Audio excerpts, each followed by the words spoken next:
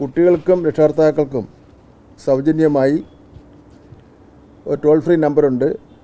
1800-425-2844 എന്ന നമ്പറിൽ അവർക്ക് വിളിക്കാവുന്നതാണ്. ടോൾ ഫ്രീ സേവനം പരീക്ഷ അവസാനിക്കുന്നതുവരെ എല്ലാ പ്രവൃത്തി ദിവസങ്ങളിലും ലഭ്യമാവുന്നതാണ്. എല്ലാ ഹയർ സെക്കൻഡറി സ്കൂളുകളിലും സൗഹൃദ കോർഡിനേറ്റർമാരുടെ നേതൃത്വത്തിൽ കൗൺസിലിംഗ് ഒരുക്കിയിട്ടുണ്ട്. സ്കൂൾ തലത്തിൽ എല്ലാ പൊതുപരീക്ഷകൾക്ക് തയ്യാറെടുക്കുന്ന വിദ്യാർത്ഥികൾക്കും ഈ സേവനം പ്രയോജനപ്പെടുത്താവുന്നതാണ്. Higher secondary career guidance and adolescent counselling സെല്ലിൻ്റെ നേതൃത്വത്തിലാണ് വി ഹെൽപ്പ് സംഘടിപ്പിച്ചിരിക്കുന്നത്.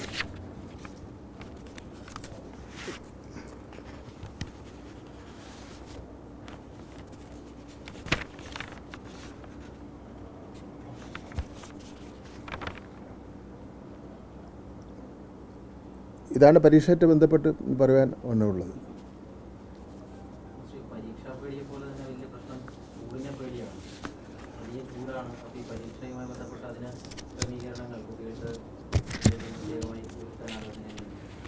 നമ്മുടെ സ്കൂളുകളിൽ ആരംഭിച്ചിട്ടുള്ള വാട്ടർ ബെൽ അത് നന്നായി തന്നെ പോവുകയാണ്. എല്ലാ സ്കൂളുകളിലും പോവുകയാണ്. LPS UP സ്കൂളിൽ പോലും കുട്ടികൾക്ക് വലിയ താല്പര്യം തന്നെ വന്നിട്ടുണ്ട് ആ കാര്യത്തിൽ. അപ്പോൾ ഈ ചൂട് ഇങ്ങനെ വളരെ കൂടിക്കൂടി വരികയാണല്ലോ. അപ്പോൾ അതുകൊണ്ട് നമുക്ക് ചെയ്യാൻ കഴിയുന്നത് പരമാവധി ശുദ്ധജലം കുട്ടികൾക്ക് കുടിക്കുന്നതിന് വേണ്ടി എല്ലാ ക്ലാസ്സിലും അഡീഷണലായിട്ട് കരുതുന്നതിന് വേണ്ടിയുള്ള നിർദ്ദേശം നൽകുന്നതാണ്. അതാണ് ഒരു കാര്യം നമുക്ക് ചെയ്യാൻ വേണ്ടി കഴിയുന്നത്. പിന്നെ ഈ സ്കൂളുകളിലിപ്പോൾ മിക്കവാറുമുള്ള എല്ലാ സ്കൂളുകളിലും ഇപ്പോൾ ഫാനിൻ്റെ സൗകര്യം ഉണ്ട്. വളരെ ചുരുക്കം ചില സ്ഥലങ്ങളിൽ മാത്രമാണ് ഫാനിൻ്റെ സൗകര്യം കുറവ് ഉള്ളത്. അപ്പോൾ അതൊരു അന്വേഷണം നടത്തിയ ശേഷം എവിടെയെങ്കിലും നല്ല നിലയിൽ ഇടപെടേണ്ട ഈ വിഷയത്തിൽ നല്ല നിലയിൽ ഇടപെടേണ്ട വിഷയം ഉണ്ടെങ്കിൽ ഞങ്ങൾ ഇടപെട്ട് ഒരു പരിഹാരം കാണുന്നതിന് വേണ്ടി പരിശ്രമിക്കുന്നതാണ്.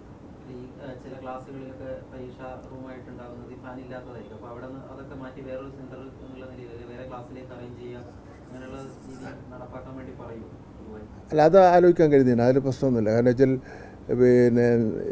ഉഷ്ണകാലത്ത് കുട്ടികൾക്ക് ബുദ്ധിമുട്ടില്ലാതിരുന്ന് പരീക്ഷ എഴുതുന്നതിന് വേണ്ടിയുള്ള സംവിധാനം ചെയ്യണമെന്നുള്ള നിലയിലുള്ള നിർദ്ദേശം കൊടുക്കും. അപ്പോൾ അത് ഈ പറഞ്ഞതുപോലെ ഈ ചില ക്ലാസ്സുകളിൽ മാത്രമേ അത് ബാധകമായി വരുന്നുള്ളൂ. പൊതുവിലിപ്പോൾ നമ്മുടെ പുതിയ സ്കൂളുകളാണല്ലോ എല്ലാ സ്കൂളുകളിലും ഫാനും ലിഫ്റ്റും ഒക്കെ ഉള്ള സ്ഥലങ്ങളാണ്.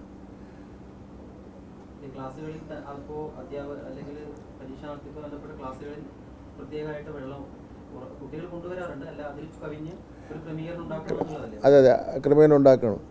ഇപ്പോൾ നാളെ മറ്റന്നാൾ ഈ 3 ദിവസമായി പരീക്ഷയായിട്ട് ബന്ധപ്പെട്ടുള്ള എല്ലാ ഉന്നത ഉദ്യോഗസ്ഥന്മാരുടെയും യോഗങ്ങൾ ചേരുകയാണ്. അപ്പോൾ ഉന്നത ഉദ്യോഗസ്ഥന്മാർ യോഗങ്ങൾ ചേരുന്ന അവസരത്തിൽ ഓരോ കാര്യങ്ങൾ പരീക്ഷയ്ക്ക് നിർവഹിക്കേണ്ട ഓരോ കാര്യങ്ങളെ സംബന്ധിച്ചിടത്തോളം പ്രത്യേകം അവർക്ക് ഓരോ ഉദ്യോഗസ്ഥന്മാർക്ക് ചുമതല കൊടുക്കുകയാണ്. കാരണം ഒരു ബുദ്ധിമുട്ടും ഇല്ലാത്ത നിലയിൽ നമുക്ക് പരീക്ഷ നടത്തി തീർക്കുക എന്ന ലക്ഷ്യത്തോടു കൂടിയാണ്. കാരണം വളരെ പ്രയാസമുള്ളതെന്ന് അറിയാമല്ലോ. ഈ 3 പരീക്ഷയൊന്നും നടത്തി തീർത്തെടുക്കുക എന്ന് പറഞ്ഞാൽ വളരെ പ്രയാസമാണ്.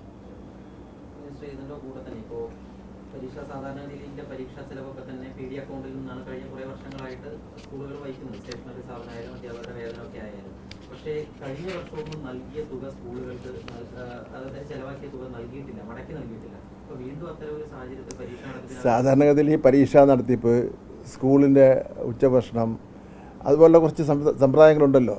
അതെല്ലാം ആദ്യമേ തന്നെ ഹെഡ് മാസ്റ്റർമാരെല്ലാം അഡ്വാൻസ് ചെയ്ത് നടത്തുകയും നമ്മൾ പിന്നെ അതെല്ലാം തിരിച്ച് റെക്ടിഫൈ ചെയ്ത് കൊടുക്കുന്ന രീതിയാണ് ഉള്ളത്. ആ കാര്യം അത് ശരിയായിരിക്കും. അവർക്കത് കിട്ടും. എല്ലാ അധ്യാപകർക്കും അറിയാം ഈ കാശെല്ലാം തിരിച്ച് കിട്ടുമെന്നറിയാം. അപ്പോൾ യുവജനോത്സവം നടത്തിയതിൻ്റെ കടമുള്ള പല സ്കൂളുകളുമുണ്ട്, പല ജില്ലകളുമുണ്ട്. അപ്പോൾ അതെല്ലാം സെറ്റിൽ ചെയ്തതിന് വേണ്ടി കുറച്ച് സമയം എടുക്കുമെന്ന് മാത്രമേ ഉള്ളൂ. അല്ലാതെ അവർ സ്ഥിരമായി അവർ ചെലവഴിച്ച കാശ് നഷ്ടപ്പെട്ടു എന്നുള്ള നിലയിലുള്ള ഒരു സംവിധാനം ഉണ്ടാകുന്ന പ്രശ്നമേ ഇല്ല.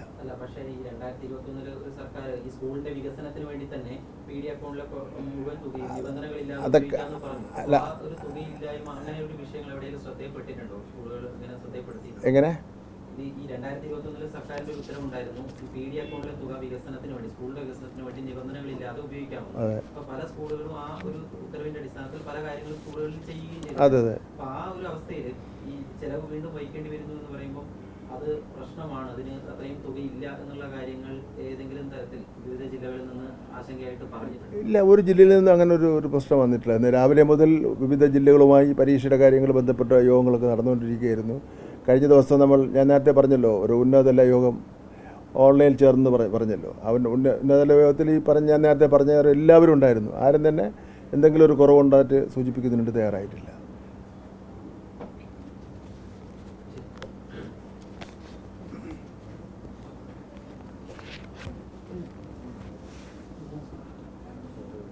ഇവിടെ ഈ ടോൾ നമ്മുടെ ഇവിടെ കേന്ദ്ര ഓഫീസിൽ ഈ വി ഹെൽപ്പ് അവിടെ 8 അധ്യാപകരുണ്ടാവും. മുഴുവൻ സമയം പ്രവർത്തിക്കുന്ന 8 അധ്യാപകർ, ട്രെയിനിങ് കിട്ടിയ നല്ല ട്രെയിനിങ് കിട്ടിയ 8 അധ്യാപകരുണ്ടാവും. ധാരാളം രക്ഷകർത്താക്കളും കുട്ടികളൊക്കെ തന്നെ വിളിക്കുന്നുണ്ട്. അവിടെ വിളിച്ചവർ കാര്യങ്ങൾ സംസാരിക്കുന്നുണ്ട്.